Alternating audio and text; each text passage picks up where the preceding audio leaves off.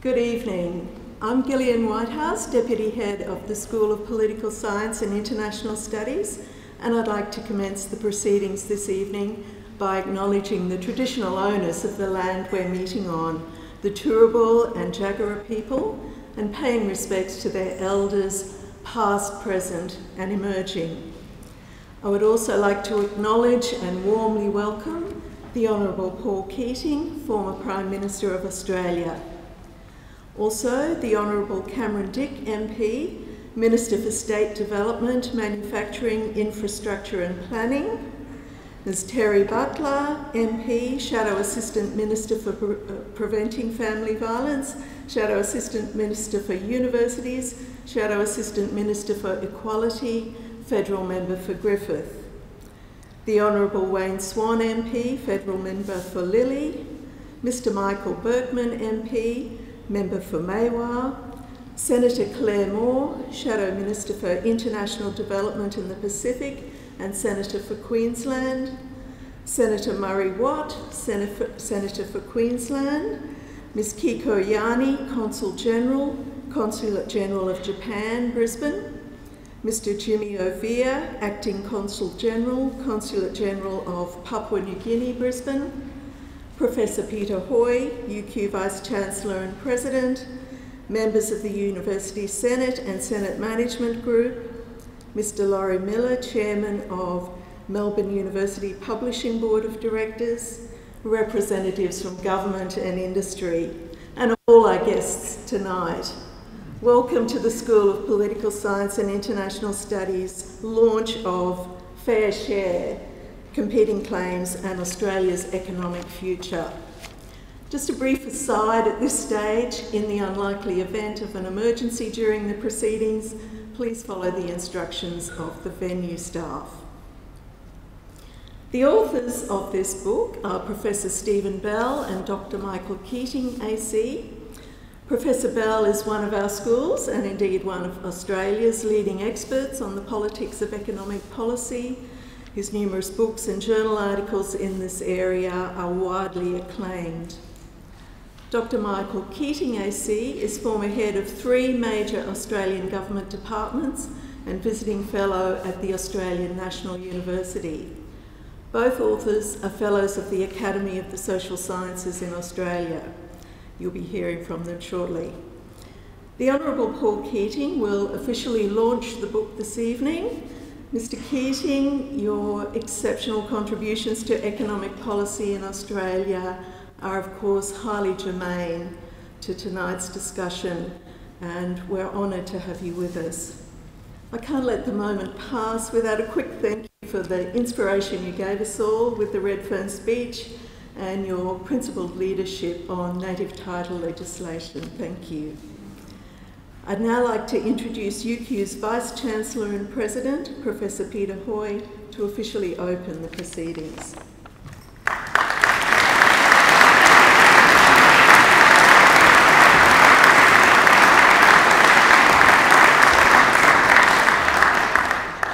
Thank you very much, Gillian. I too would like to acknowledge the traditional owners of the land upon which we gather and meet and pay our respects to elders past and present.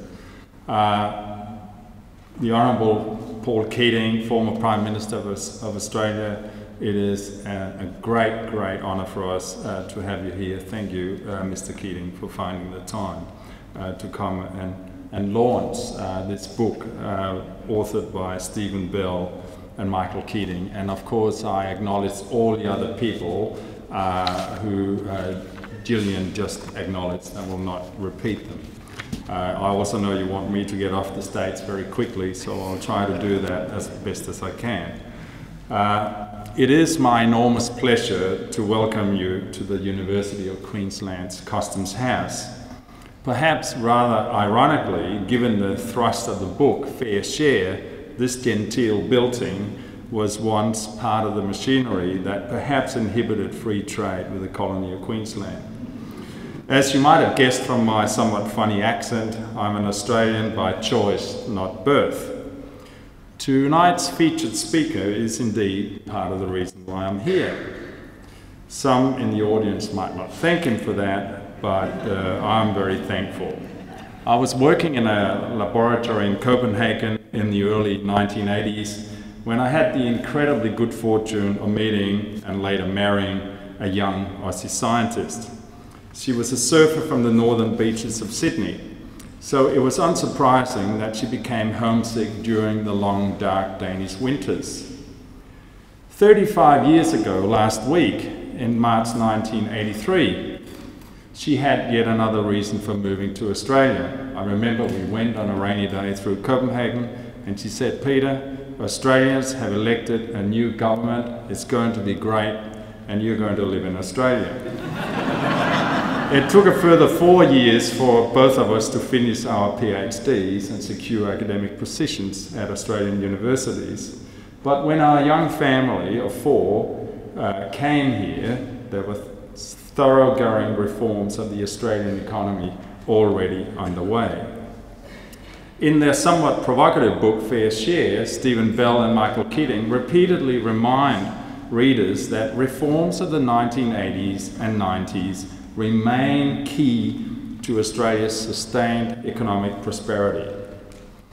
While proposing a new inclusive growth agenda and more government intervention, they argue the Hawke-Keating reforms were effective because they were true to an Australian tradition.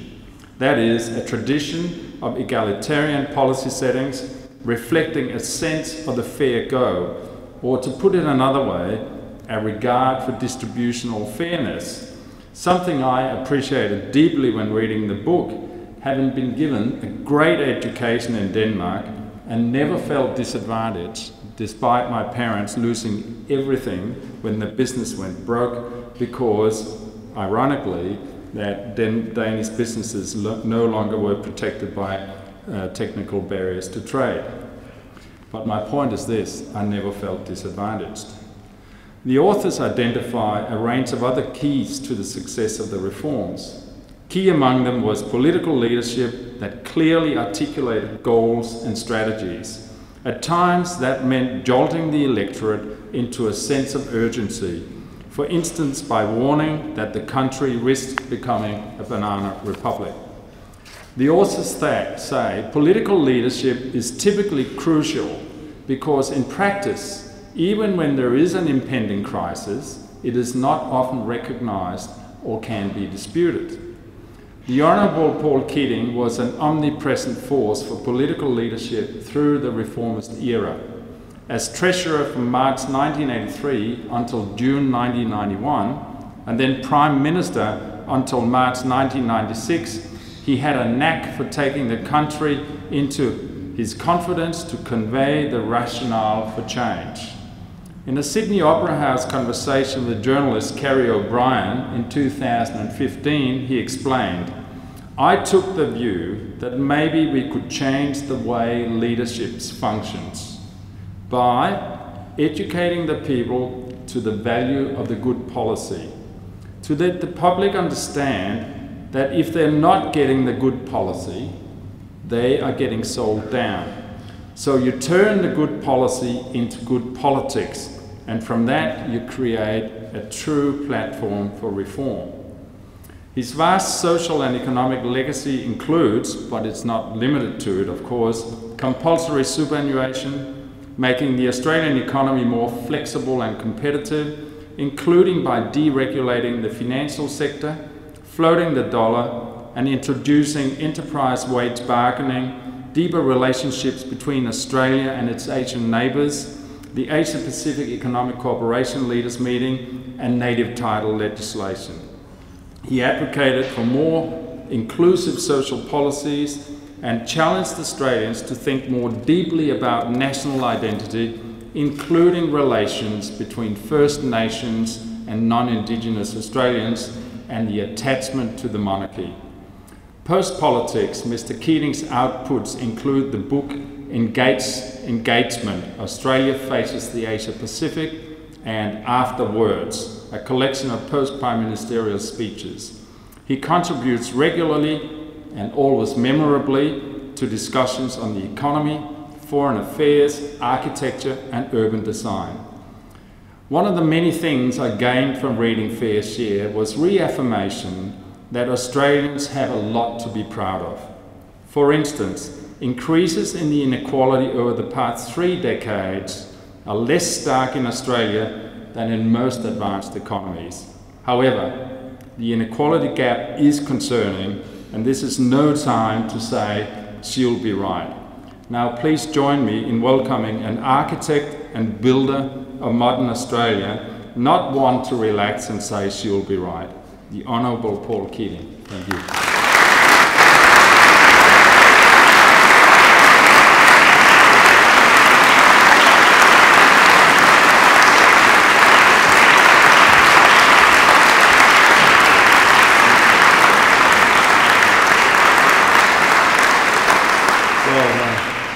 Thank you indeed. Good night. Ladies and gentlemen, Vice-Chancellor, thank you for that generous introduction.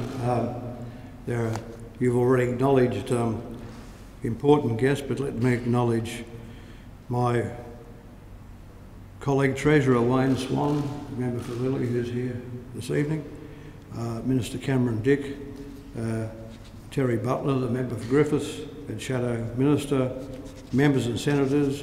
I understand the Consul General of Japan is here too, and the Consul General of Papua New Guinea, the Deputy Vice-Chancellor, and of course the authors, Stephen Bell and Michael Keating, members of the academic staff, and ladies and gentlemen. Well, Michael's a hard taskmaster. He was Secretary of the Prime Minister's Department in my time, and the Secretary of the Department of Finance in my time. He believed in the policy, never give the police an even break. You keep the pressure on them all the time. You know. But they always were, these policies always came with good intentions. So, of course, Michael and I have had a great experience together, and we got a lot of things done. And here he is with Stephen Bell in this very important text, Fair Share, taking on, you know, the big issues which we now have sort of coming right at us: technology, disruption, and inequality, and running through these issues in a logical way, and painting portents of the future, or how we may adjust them. Both authors very kindly, or treat very kindly, the Hawke and Keating governments and the things we're able to do, and I think correctly say that inequality in Australia was much less, or let's put it in the positive, the society was more equal than was the experience of a lot of comparable Western countries in quite a long period of time. You can say the 15 years or 13 years of our government, plus the legacy, which is basically about 30 odd years up to now. This is true, I think, because I believed, and the government I led believed, Bob Hawke believed, and the trade union we're in concert with believed in inclusive growth. That meant we moved along as a society, but at the same time promoting economic growth, hopefully with low inflation and high levels of investment, but at the same time, of course, trying to provide substantial increase in living standards and an equitable social wage. Now, people get their increases in disposable income in two ways. They have a rise in real wages and they have a fall in the price level. And the gap between the two is disposable income.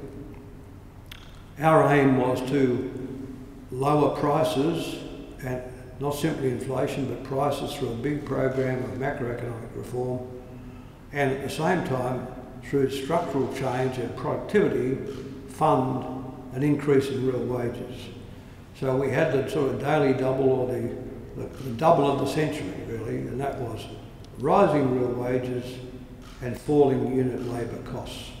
Very few countries have ever achieved this, because mostly rising real wages is as a cost to the profit share, and so you have rising real wages and rising unit labour costs.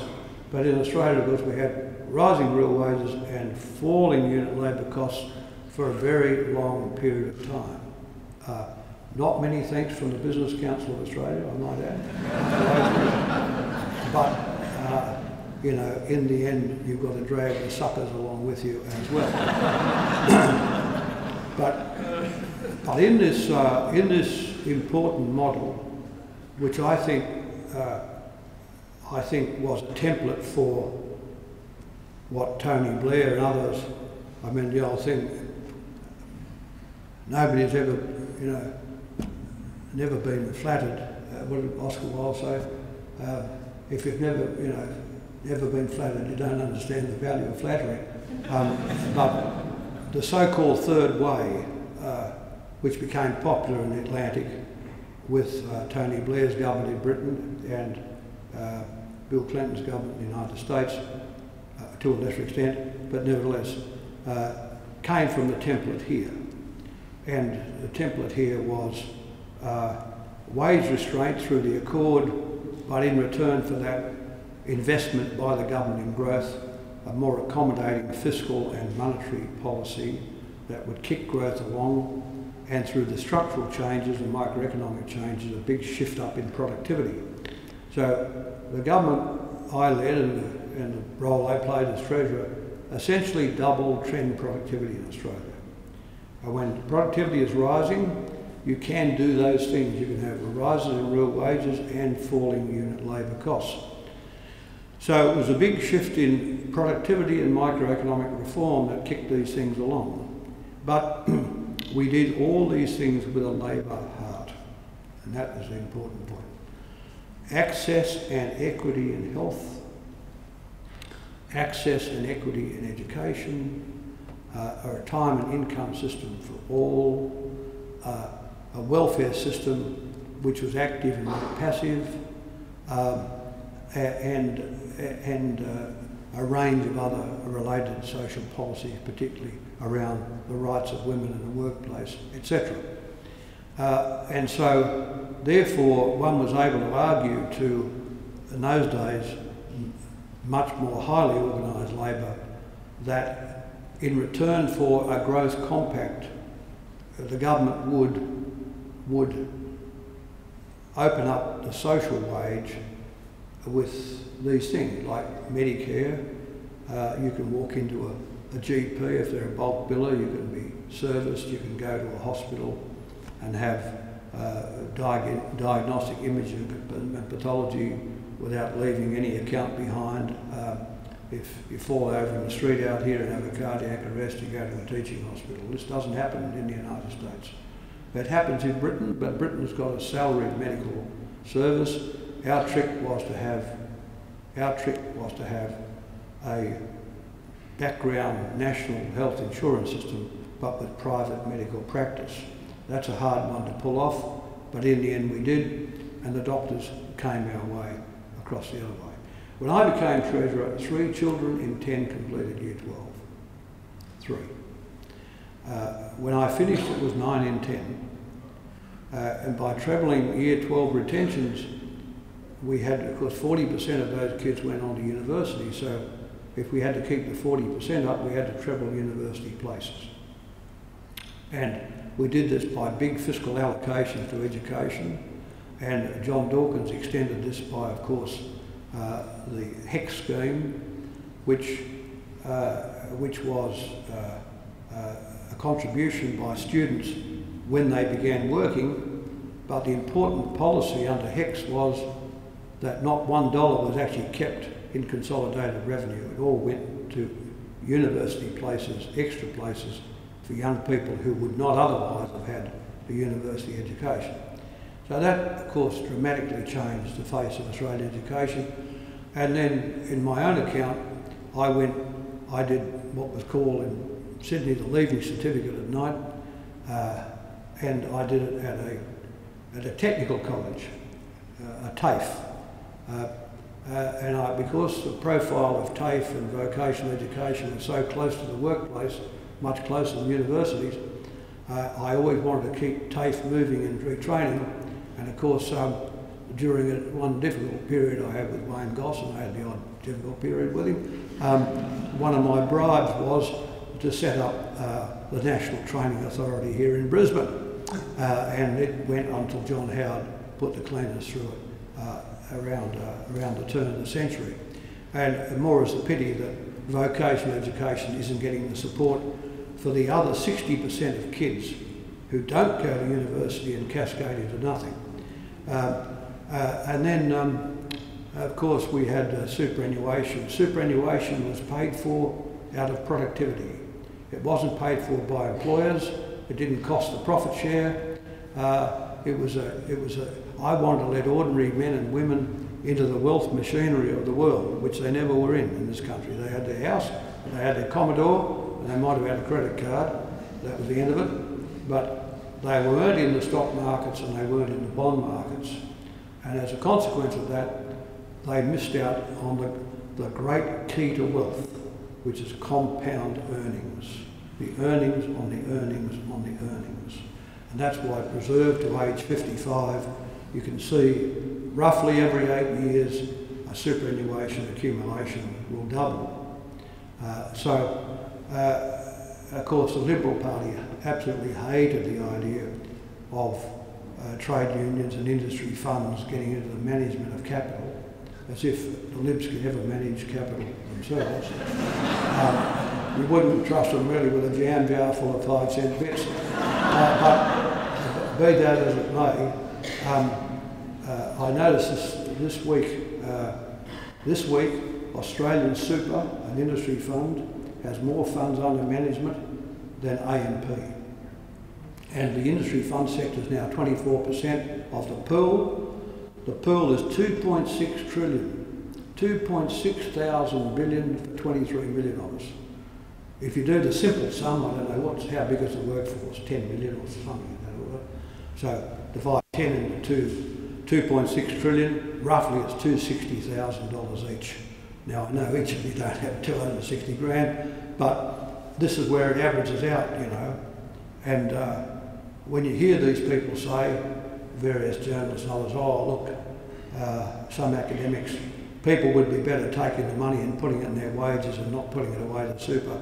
Well, they wouldn't have their 250,000 if that was the case.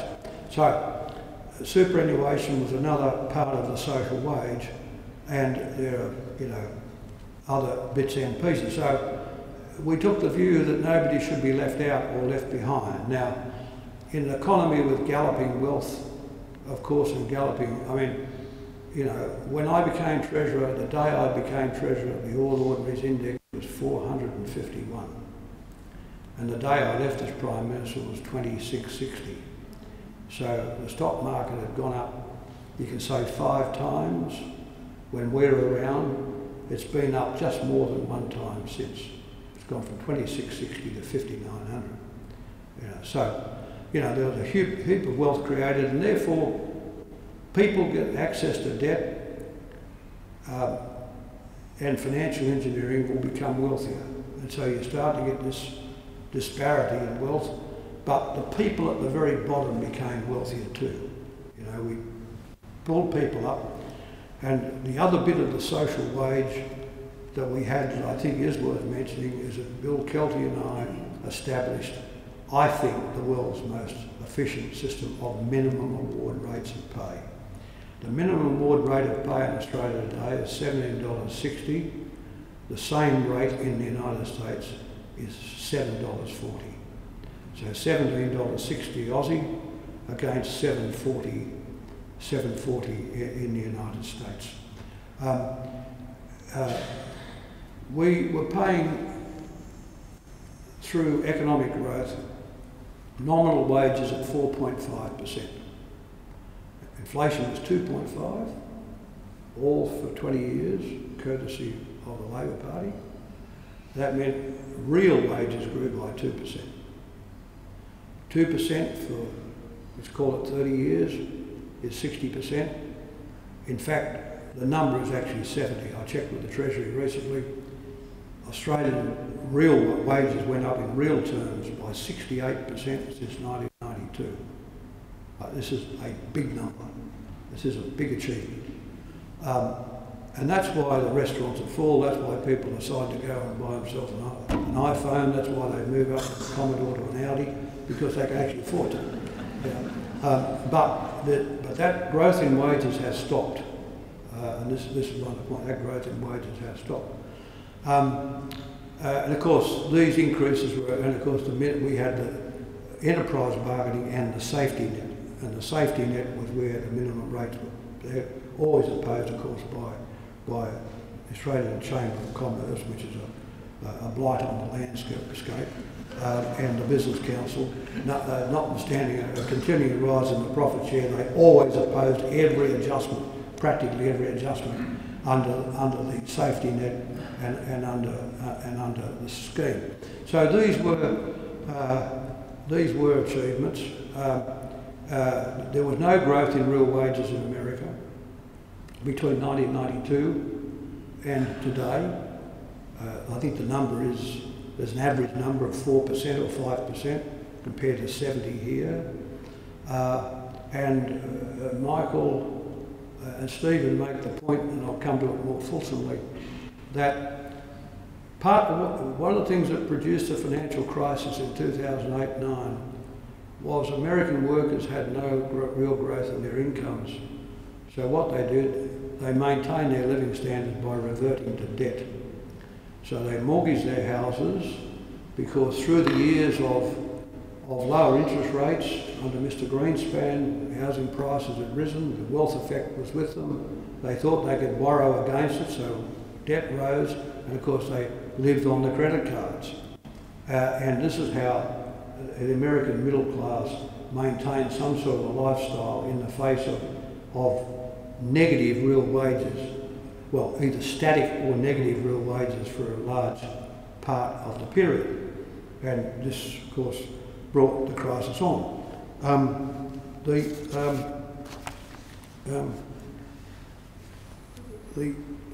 I do think that, and of course, the linkages, there's a lot of linkages here, but the rise in debt and the inability of people to pay meant that brought on the financial crisis, and the financial crisis has meant that the same access to debt is no longer available for Americans and for many other people around the world. So of course economic growth has slowed down. Right? We had higher economic growth whenever Americans were able to consume and spend on their borrowed money, but now they can't borrow the money. Economic growth has slowed down. And this is one of the reasons why in every financial crisis, every financial induced crisis, as distinct from a trade crisis, we have a long period of recovery. And this is why this period has gone on so long. See, what happens, we've had then we've had a complete decline in investment in the industrial countries. The industrial countries are replete with savings, but the savings have virtually little economic use. And this is the principal reason why interest rates have become lower. It's also induced lower because of the quantitative easing programs of central banks to try and kick people into growth assets. But the principal reason interest rates are lower is because the demand for capital, for debt, has been so slow and so poor. And of course, you know, when the interest rates drop, this then induces or stimulates asset prices. So we start to see stocks and property, particularly property, rising in value because the interest rates are lower, especially when central banks make them very low, but because they're endemically low. And so what happens is then the people without capital fall further behind, and the inequality gets larger as the people who have access to the debt can gear themselves up. And this is where, of course, financialisation, which is gets a very heavy mention in the book, where financialisation, where financial institutions are able to both garner and employ the debt, and build assets that don't particularly help the economy. For instance,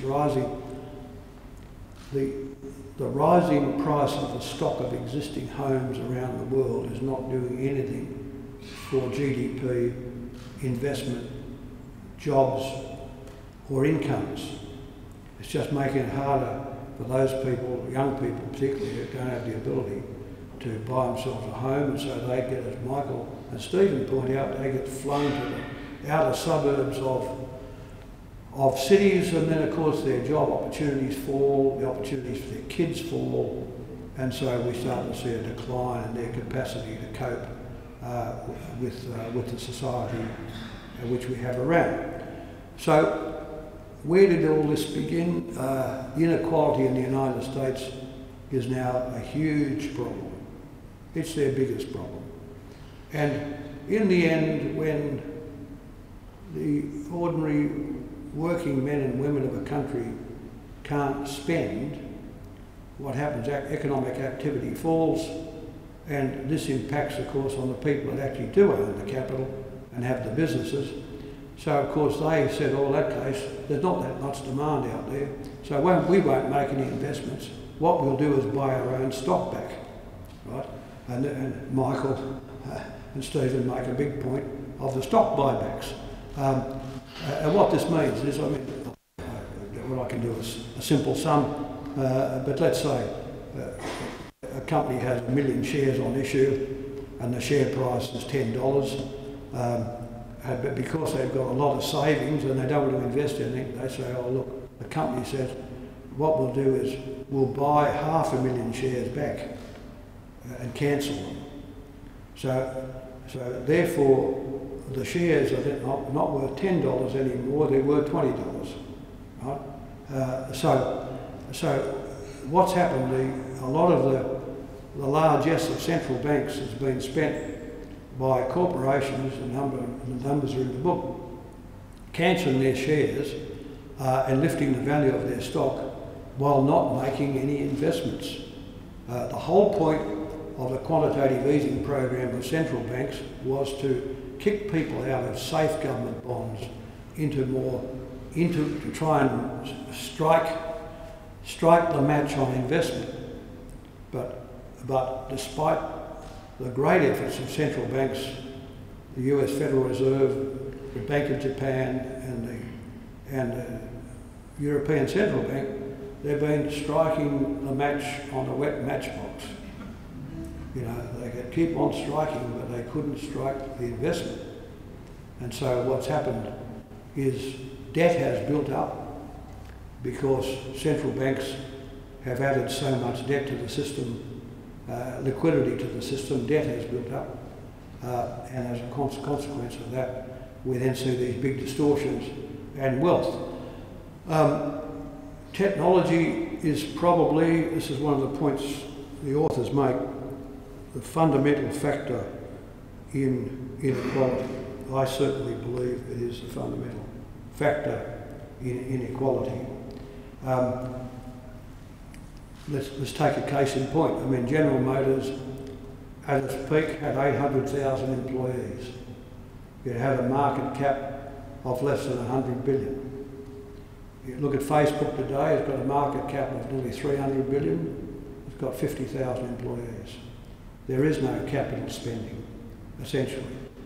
And so we find that technological, what we have is a growth in wealth without investment. A growth in wealth without investment. A growth in wealth without savings, without people saving. stock markets rising as a consequence. So technology is I think the fundamental factor, and of course the intellectual IT, information technology, has a quality about it that the electromechanical era never had. Whether you're looking at, motor cars or trains or airplanes or electric lights or generators or whatever you like, what's happening in technology today and the ubiquity of it and the impact of it has I think, a completely different quality to the electromechanical period, including the numbers of people it employs, the capital investments that needed to be made, etc. So, and these technological trends are likely to intensify. So, basically, Stephen and Michael have taken on the job of looking at technology disruption, inequality. The book largely focuses on inequality because we've dodged the bullet so far, but the technological shifts are great, and of course everybody now knows what, well, think they know, I think I know, I probably don't know in terms of artificial intelligence, machine learning. 2016 was a crossover year for artificial intelligence and machine learning. For instance, I know a firm, a small firm, but in the United States, it has as many people it has as many people, small as it is, in artificial intelligence as does Google. And this company recently did a contract for a middle-sized American telecommunications carrier whose call centres had 18,000 employees, and they have contracted to reduce the number of employees in the call centre from 18,000 to 4,000 in 3 years. Because the gadget will do the work. It'll talk to you, it'll respond to your emails, it'll think, if you keep coming back at it, because it is these self-learning algorithms improve themselves, the game will get better. So we've obviously got a huge technological shift on. They talk about the touch economy. The tech economy we're talking about now, and the touch economy of people serving meals, massaging people, aged care, childcare, these sort of services, but they're often low paid. And then in the middle we had the big manufacturing sectors, which have got smaller, and the service sectors, which have continued to grow, but are being attacked by machine learning as well. So the book focuses on inequality. Of course, with economic growth, the distributional issues are the most important, and they're the ones I addressed in talking about the notion of inclusive growth that the governments I belong to followed. The book focuses on how technology has driven an increase in inequality, households going deeper into debt, particularly as we saw most famously in the United States. The US has handled technological change particularly badly, with massive accumulations of wealth to a few people, no focus on distributional issues. All the productivity in the big tech period from 1995 to 2003 all went to profits. None of it went to wages, all to profits. So what Stephen and Michael are arguing is that there are signs that Australia's slipping into this groove, into the technological no man's land where distributional issues are simply not on the agenda. And they propose that the most important reform that we should be focused on is skilling, is education, people being trained and understanding that they have to be retrained and retrained, and the government providing that kind of training, rippers that training. Whereas in fact what we're doing, we're having debates about education, we're cutting back on vocational education when we shouldn't be. And the book also highlights the quest for what we call macro stabilisation of fiscal policy, that the country should be in a point where we are not spending more than our revenues, that the budgets do get to a point of equilibrium or get into surplus, and so therefore we don't find ourselves in the kind of slippery position that a lot of other countries have found themselves in.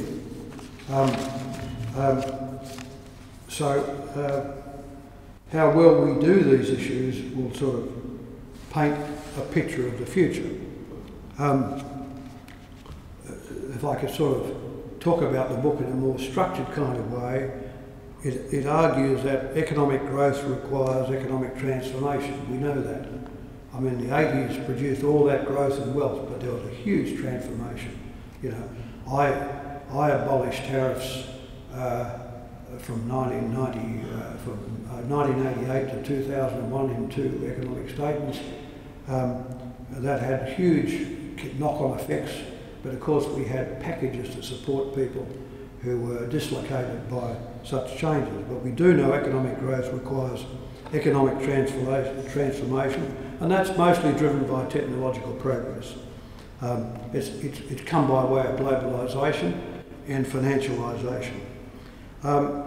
So I think we can say, and the book says, economic transformation is synonymous with structural change. And this is likely to affect the distribution of incomes.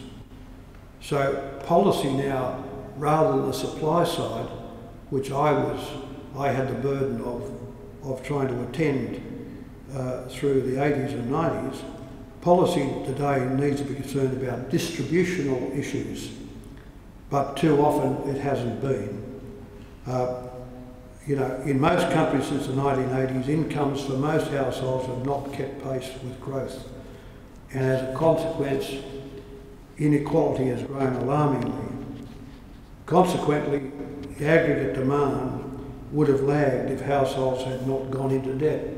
So activity was saved simply by access to debt and people being able to get the debt, but now that access to debt has been terminated by the crisis and by banks being more rigorous in lending to people who can't otherwise afford it. And so economic growth over the last decade has been much slower than in the past. This shortfall in household incomes and demand principally reflect the impact of technological change, which has resulted in the greater inequality that I've mentioned. Also, in the US, globalization has substituted jobs. There's no doubt the rise of China and the fact we've had a market price for labour around the world, or labour substitution, has also, globalisation has affected employment. And of course, it was on that issue that Donald Trump won his election in the sort of so-called firewall states of America. You know, but you know when Billy Joel wrote the song Allentown, you know the song Allentown? If I could sing, I'd sing it for you. Now we're living here in Allentown, and they're closing all the factories down. He said, out in Bethlehem, they're filling out forms and standing in line. That was written in 1983. That's 30 odd years ago, 35 years ago. That's how long the car companies have been shut in, the steel companies have been shut in. But President Trump was saying he will repair all this by putting tariffs on Chinese steel, etc. Of course, the repair is never going to happen. There's never going to be a renaissance of these industries at all. We've seen a key shift, and we're not going to see it come back. The key policy response, the book argues, is for the future is to equip people with to better adapt to technological change. In other words, we give you the ability we give you footwork. So as the game changes, you change. You know, as the music changes, you change your steps. This will encourage the adoption of new technologies and will be a key determinant of future potential supply. I think we're definitely moving to a more collaborative world. I mean, the other great thing that I think in my lifetime, perhaps the greatest thing, is the connectivity of one of us to all of us. We're all connected, if we want to be, via the net or by telephones or what have you. Before this, the world was always run in sectors, in regions.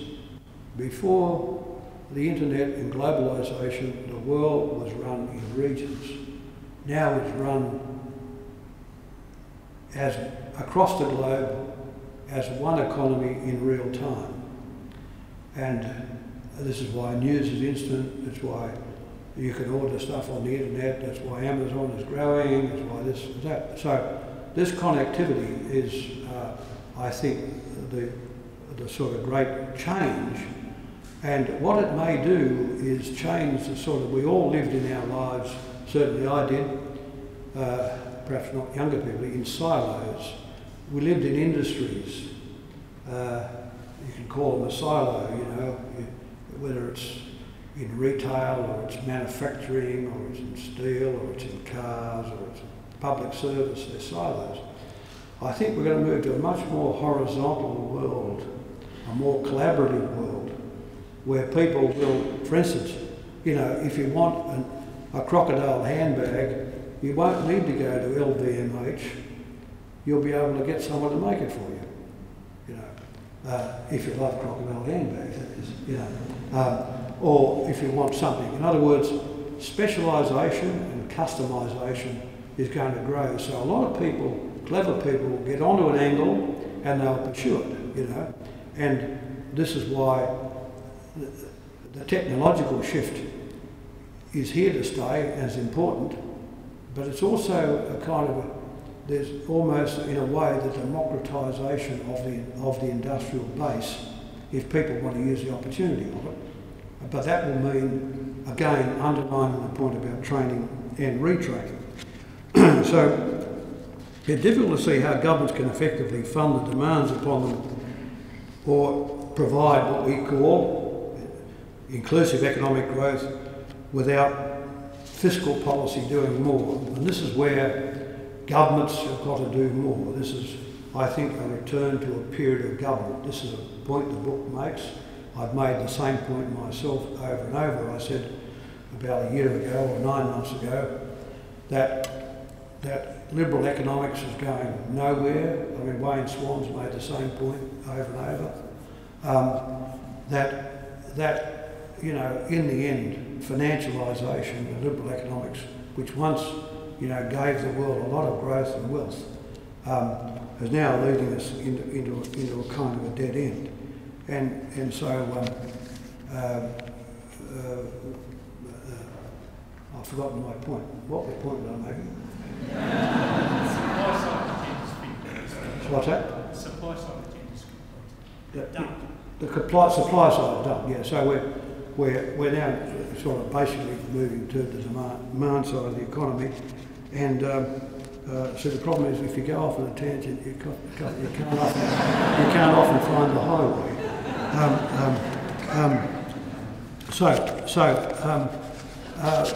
We are going to be in this more collaborative, I believe, horizontal world, but governments have got to do more. Now, liberal economics is, I think, going nowhere. There were economic ideas up to the financial crisis. Economics and economists have not been that interested in distributional issues or inequality. They didn't see the financial crisis coming. The Federal Reserve of America under Greenspan thought all the markets were self-equilibrating, self-levelling, we found out that wasn't true. So there's no new set of policies, if you like, no new sets of theories or thoughts about what should define the directions of economic policy. And so if you look at the great days of America, the great economy, during the great golden era, you look at President Eisenhower's National Highway Program. You know, I forget the number, but it's an enormous number, 51,000 miles of highways, which opened up, of course, the suburbs of America, which opened up all the housing estates, which sold all the cars, etc. No one would think about this today, but we've reached a point today, again, where government is going to have to intervene and worry about and do things to retrain people, to encourage people into new industries, to actually support the direction of some industries, as the book makes the point, not picking winners, but looking at trends. For instance, the Chinese are now investing in artificial intelligence in a big way. They're investing in technology in a big way. In Australia, we should be doing this. And the authors make the point that we run this economy really on a very low level of revenue to GDP. We're a low tax country, yet we do provide a very good social background, including things like I mentioned, Medicare, education, etc., and minimum rates of wages and pay. But we're going to have to, the government sector is going to have to do more. Now, this means there's got to be an intellectual shift in the debate worldwide, because the anti-government people, like the Republicans, the Tea Party in America, they will not support any initiatives by the Congress in promoting economic growth. They'll support tax cuts, but they won't support positive fiscal initiatives that do that. We're reaching a point where now the wealth of the top 10% and really the wealth of the top 1% is so profoundly large. I mean, look at Warren Buffett. At least, God love him, he's going to give the money away. He's given away 30 billion, he still has 90 billion. You know, Bill Gates was the most wealthy person at 100 billion, and he's been just topped by Jeff Bezos of Amazon. I mean, these wealths are incredible. Now, two of those two, Gates and Buffett, are the good guys in the story. But there's a lot of people out there with massive wealth that just sit on the wealth and not doing it. And so they are now a society unconnected to the ordinary men and women of their countries. They're just unconnected. You know, tons of money, they fly around in Grumman Gulfstream aircraft, you know, they all have their boat in the Mediterranean, you know, 3 houses, they have an apartment in London, they have a joint in New York, they have a big house in Melbourne or Sydney, and, you know, you'll hear them profess some interest in the community, but they really have none. They are now disconnected. There's a disconnection between them and managers and shareholders in these businesses and the ordinary community. So we're not going to have that kind of managerial intelligence coming down to help us look after the distributional issues and income issues of the great bodies of communities. And so this is why the task will have to fall to the political system. But, you know, the political system also has to have a vision of what it wants to be. I mean, it has to imagine the kind of world that it's going to lead people into. Because if you don't have the imagination, you will never get to the destination. That's for sure. And so we need to develop a political class which sees a role for government, not a crazy one with massive taxation and spending, although the book makes the point between the difference between the United States, which is relatively low taxed and which doesn't support people in the way I'm mentioning, and the Scandinavian countries which do support people in the public sector and with high levels of employment, but with high rates of taxation. What we want to find is something in the middle of that, but I don't believe that we are going to get to that unless people in public life take these changes on as an obsession. You see, I had 27 years in public life, 13 and a half as a minister, half, which is pretty good. You know, if you look at Gough Whitlam and his colleagues, they had 30 odd years of public life and 3 years of government. Less than 3, 2 years and 9 months in fact. A whole stack of people. I had half the time, but in that 13 years I never lost a second in pushing the changes through. Always the best quality I could do. So if one eye is on the job and on the policy line for 13 consecutive years, and you are not in the business of cutting corners, and I was never in the business of cutting corners, you can lift a society up. But it takes that kind of focus, kind of commitment by a political class to do this. In the debate we have at the moment, we're seeing some of this, we're seeing some of it, a little bit on both sides. I think the Labor Party again today, Chris Bowen and Bill Shorten are out there with some important policies about the tax system, and you can see a shape of a fiscal stabilisation program coming out of the Labor Party. But as a class, the political system has now to really get its footwork together, because what's going to happen is the wealthy people will just pull away. They'll just pull away. The quantitative easing programs, the American Stock Exchange has trebled in value.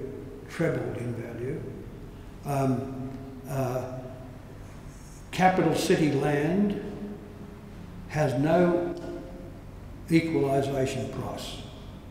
Land near cities, desirable suburbs near the big cities, London, New York, Sydney, Paris, Brisbane, there is no equilibrium price on the price of the land.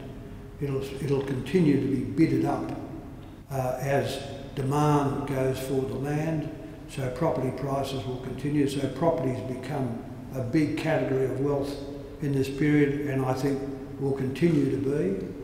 And so banks, of course, including banks in Australia, are quite happy selling mortgages, creating credit and selling mortgages, but they do nothing socially that good when simply all they're doing is bidding up the prices of the existing stock of houses that might have been built 10, 20, 30 and 40 years ago. Instead of investing in corporations, instead of investing in smaller companies, which carries more risk and more time, so they take the easy way out and they invest in mortgages. So we've got a wealthy class which is pulling away.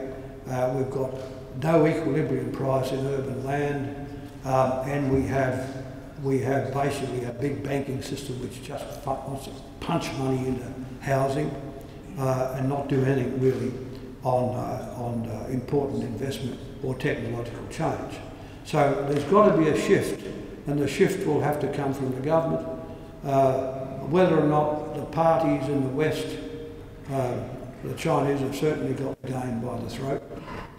They know what they're doing, but whether the parties in the West will sort of get their act together, and in this country, to prove Stephen and Michael wrong, that is that real wages are topping out now. We run the risk of real wage declines, that the distributional issues are now starting to become a real problem, that inequality, which we really haven't had because of our egalitarian background, that this sort of distributional inequality becomes a curse, a cancer on the place. We talk about it, technological change is disruptive, but of course it's a horror story, unless there's a set of important changes. This book is an important book because it highlights these issues, but more than that, it argues the case, cheek by jowl, through the various chapters around the subject areas I've mentioned. There's a famous book recently about technological disruption by two jokers called Bryn Jollifson and McAfee. Now, I don't know whether Michael and Stephen are going to end up with Bryn Jollifson and McAfee, but their book is good enough in this country to do that. Their book is good enough in terms of its comprehension, its breadth, its understanding, and ringing the alarm bell, you know, pointing the way, doing what earnest people do. I've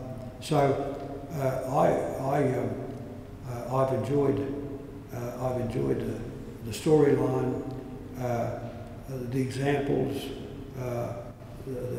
the understanding, which is articulated as the chapters go. It's a cracker book. It should sell well. These books are hard to sell, of course, economic books or books about social change. But two important people have done an amazing job in putting this book together, and the fact that we're here with supported by the University of Queensland in seeing this publication come into existence is a great benefit to the society and its future. So could I now officially launch the book?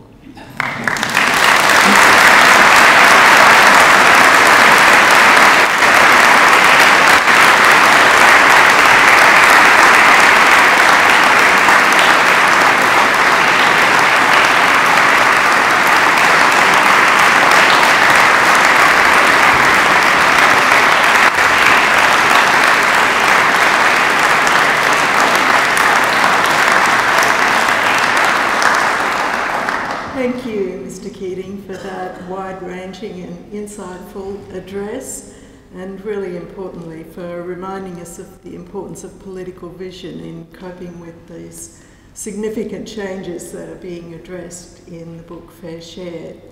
I'd like to now invite Professor Stephen Bell to come to talk to you about Fair Share.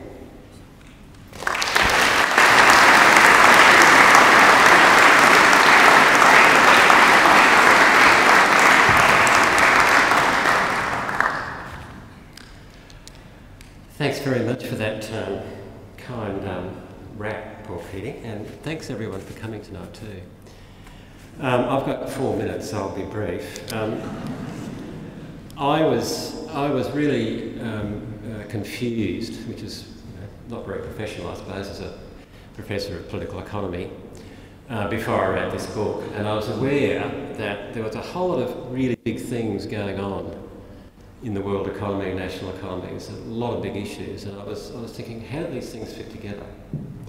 And I've made a list of them, and I'll read them out for you.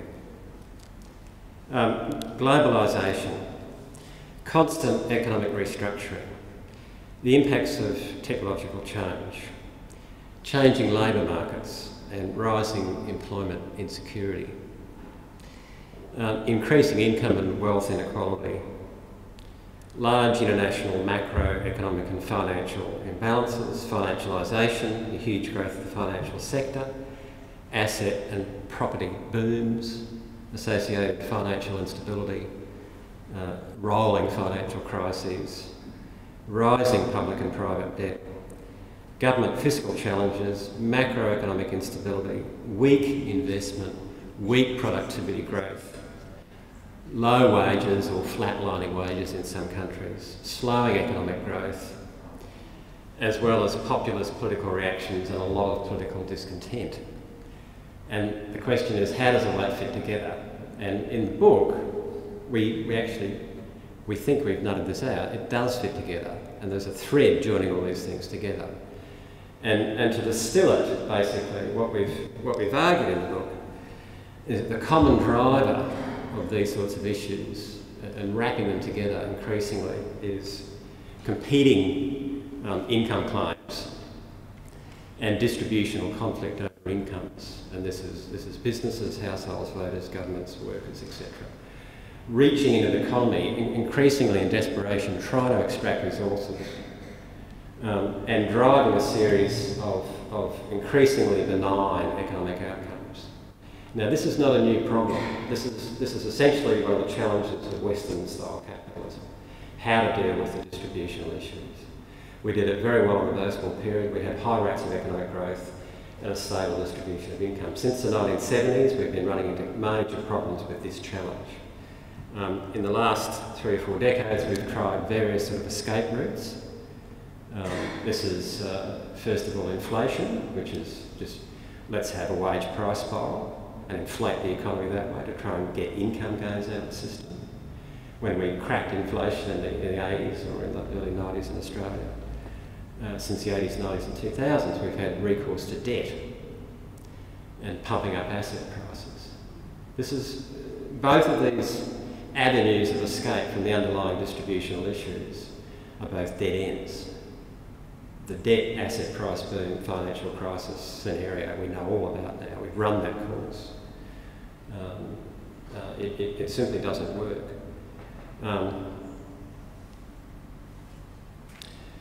We're at a point now, we argue in the book, where these sorts of underlying distributional issues are kind of crystallising into a new form and a much more obvious and malignant form. And we've, as I said, run out of options. And we need finally to face, as Paul said, we need finally to face these key distributional issues. This is a major challenge because for decades we've been avoiding this problem through these various escape routes. They've increasingly been closed off. We're increasingly needing to face the music. As Paul mentioned, this means that the paradigms in economic policy making that we've run with in recent decades, which is the sort of neoliberal liberalisation, but primarily let's focus on the efficiencies in the supply side.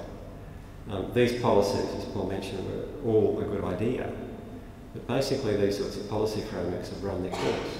There's no use increasingly trying to up the supply side of the economy if there's not enough demand in the system.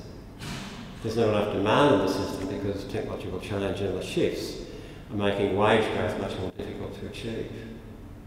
We've done much better, as Paul said, in this country compared to the cop case situation in the United States. But we think we're moving towards this sort of scenario increasingly in this country.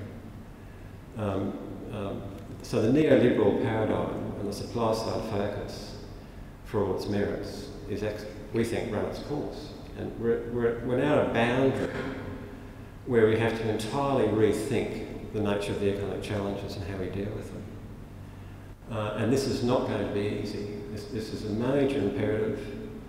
And the problem, even in this country, which we argue has been a highly successful economy historically, the challenges are manifest, and we're, at the moment, the level of public debate we don't think is really up to scratch at all. We're not envisaging this type of new future. The macro debate still is dominated by let's have tax cuts for business. This is entirely counterproductive at this point in time. So we need to rethink where we're going and how we get there, and this is a major governance challenge. There's a whole chapter in the book about governance challenges. It's challenging, isn't it, Mike? Anyway, look, I just want to say a few words about writing the book with Mike. It's just been tremendous fun, I must say. This is what you get with a political scientist and economist joining forces. It should happen much more often, I think. Writing a book for 2 years of this kind of intensity was like a kind of an intellectual marriage, wasn't it? And we didn't have any downs, did we? It was all kind of ups. So on that note, it was a great honour, great fun, and I was actually quite sorry when we finished the book.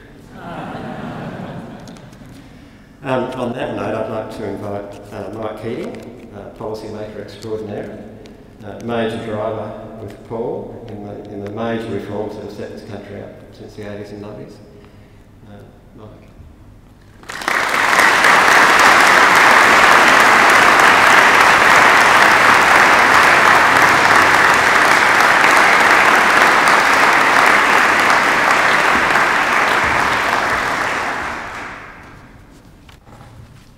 Well, first of all, I won't go through all the distinguished guests, but thank you all for coming.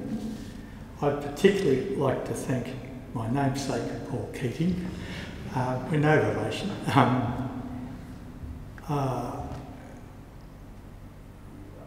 What really struck me is our major purpose in writing this book was to try and start a new conversation about policy in Australia. And I just wish Paul was there to lead it. Thanks, Paul, you did a terrific job. I hope we can encourage you to speak out more often on Australia over the next decade. I'd also like to thank my co-author Steve, as he just said. We did actually work very well together. The only qualification I put on all that is I think that some economists and some political scientists get it right, but I don't think necessarily the majority of either get it right. We worked well together. I should also say to you all that this book was really Steve's idea. He's the inspiration for it. I like to think I carried my share of the load of writing it, but the book wouldn't have happened without Steve. There's no doubt about that. And personally, I got a great deal out of writing this book. And in the few remarks I'm going to make, I just want to point to a couple of things that mean a lot to me in this book. But before I do that, I'd also like to thank Daniel DeVos, who was our research assistant. This book is very much based on the evidence. I'm really concerned about evidence-based policy, and we've consciously tried to pursue the evidence. But I don't think we would have done nearly as good a job without the assistance of Daniel, our research assistant. In my view, and I've had a lot of experience with doing applied economics, starting at the bottom myself once, nearly 60 years ago. But Daniel's been absolutely outstandingly good at tracking down and organising the evidence that's in this book. So why is the book important to me? First of all, unlike most books on Australia, it spends a lot of time comparing Australia with the rest of the world. And I think you can learn a lot about Australia when you compare the rest of the world. The overriding conclusion is that we've done extraordinarily well compared with the rest of the world, and that's largely due to Paul Keating and his government setting us up. In particular context of this book, as Paul's elaborated, we haven't had anything like the increase in inequality that other countries have had. And in particular, wages have grown in line with productivity over the last 30, 40 years. Now, that's true just about only of Australia. The ILO finds out of 37 countries, 36 wages didn't grow with productivity over the last 3 or 4 decades. And that is incredibly important. I mean, as Paul elaborated, they bailed themselves out by debt. And when the debt finished, they've got a problem. We hear from our Treasurer that the laws of supply and demand and work and wages will take off soon in Australia. Well, why didn't they take off in all those other countries? Maybe technological change has changed the relationship between wage growth and productivity. And that is why I think we really do need a new economic model.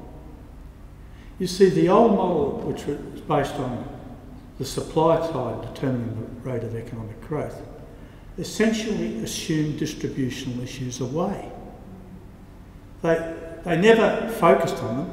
As recently as a couple of weeks ago, I was with an economist at the ANU, and he said to me he thought distributional issues got too much attention. That's a classic assumption by an economist, you know, that it's sort of somehow, you know, that means handouts for people or something, you know. It's dampening incentives or something if we try and give people a fair share. Our point is that unless we do something for the disadvantaged, there'll be such a slow growth in demand that in fact productivity will eventually decline. That's what I suggest is happening in the US today. The reason why the US is back to full employment is not because wages have grown that much or demand's gone up that much. It's because the productivity growth is down to just about zero now in the US. And that happens when you have enough slow growth. You don't get the investment, so you don't get the technological change, which is a major driver of productivity, and the skills atrophy and so on. And that's what's happening in the US. That's why they're back to full employment. It's not because of economic, they've succeeded. But the economic model we use with the supply side, the distributional issues are just assumed out of it. They assume, for example, that technological change is neutral. By that they mean that it's not favouring either capital or labour. So of course the shares of capital and labour stay constant in that model, and that's the model they've been using. You know, I did my PhD in economic, using the classical growth model, and that's 50 years ago. But the reality is that model isn't true. What we've seen is that technology has not been neutral. It's particularly hollowed out middle-level jobs, the routine-type jobs. And we need to come to terms with all that. I think the other thing I want you to leave a message with you, and what really helped inspire me, is that the technology that we're all using is much the same right through the developed world. We all have the same opportunities to use technology. But why has Australia done better than America? Now, Australia's done better than America, I suggest, because in America, they didn't have any upskilling. The number of graduates from universities in America is about the same now as it was in 1980. And that's because no one can afford to go there. Or they go incredibly into debt to get there, and then they can't handle the debt and so on. By comparison, and most of you here will know better than me, we've had a massive increase in the number of graduates and in the penetration of the opportunities for people in this country. The result in America is the premium for a university degree in the last 30-odd years has more than doubled. The premium over someone who has, say, a high school education, finished high school, premium's more than doubled. In Australia, it stayed about the same. But 30 years ago, it was the same in America as it was and is in Australia. That's a massive difference in policy response to technology and why we're doing so much better than America. And that's the basis for our policy thinking, our policy recommendations. The one thing, as Paul's elaborated, I just mentioned it by way of emphasising it, is that we live in cuckoo land in this country with our discussions about taxation. The underlying premise from both parties is that there should be income tax cuts as soon as we can afford it, whatever that means. And a company tax cut is totally and utterly irrelevant to our needs. Do you know, Paul mentioned how the companies are buying back their shares. Since Trump got his tax cut through, the rate of share buyback, which was already extraordinarily high, has doubled. The rate of share buyback has doubled since he announced his tax cut. We really need to look at how we adapt to technology change, our capacity and the capabilities we have. But at the end of the day, that will cost more money. And when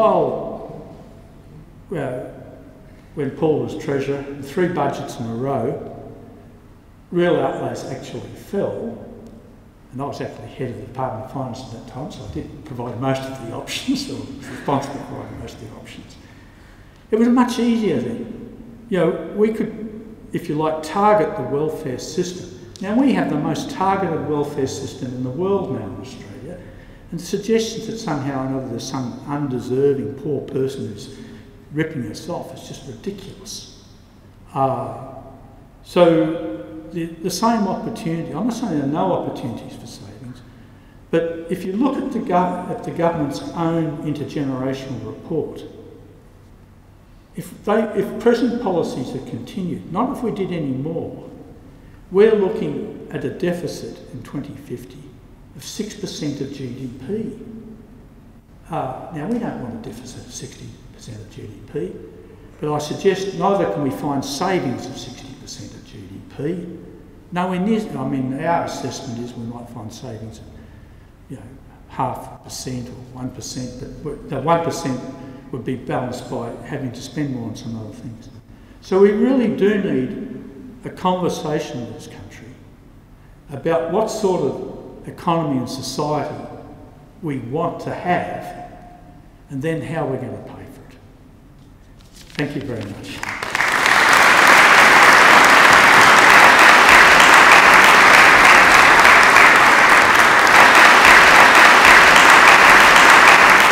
Join with me in thanking the Honourable Paul Keating, Professor Stephen Bell and Dr Michael Keating.